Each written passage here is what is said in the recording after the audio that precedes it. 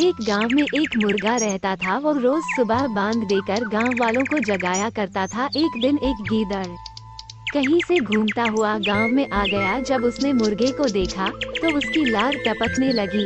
वो सोचने लगा, वाह क्या शानदार मुर्गा है, अगर इसका मांस खाने को मिल जाए तो मजा आ जाए।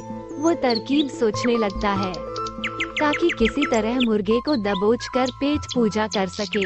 उसने मुर्गे को बहला फुसलाकर अपने काबू में करने का निश्चय किया और उसके पास पहुंचकर बोला, मित्र, मैं तुम्हारी आवाज सुनकर तुम्हारे पास आया हूँ। तुम्हारी आवाज बहुत ही सुरीली है, कानों में मिश्री घुल जाती है, मन करता है दिन भर सुनता रहूं। क्या तुम एक बार मुझे अपनी सुरीली आवाज सुनाओगे? मुर्गे की कभी किसी ने इतनी प्रशंसा नहीं की थी। वो गीदड़ की बात सुनकर मुर्गा खुशी से फूला नहीं समाया और उसे अपनी आवाज सुनाने के लिए जोर जोर से कूक डू कूक करने लगा। गीदड़ इसी फिराक में था।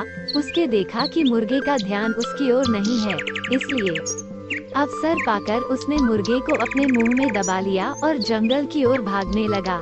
जब वो जंगल की ओर भाग रहा था, उस समय गांव वालों की दृष्टि उस पर पड़ गई।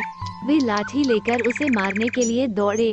गीदड़ डर के मारे और तेजी से भागने लगा। मुर्गा अब तक उसके मुंह में दबा था। तब तक उसने उसके चंगुल से बचकर निकलने का एक उपाय सोच लिया था। वह भागते हुए गीदड़ से बोला, देखो गीदड़ भाई, ये गांव वाले मेरे कारण तुम्हारा पीछा कर रहे हैं। वे तब तुम्हारा पीछा करना छोड़ेंगे जब तुम उनसे कहोगे कि मैं तुम्हारा हूँ, उनका नहीं। ऐसा करो, तुम उन्हें बोल दो।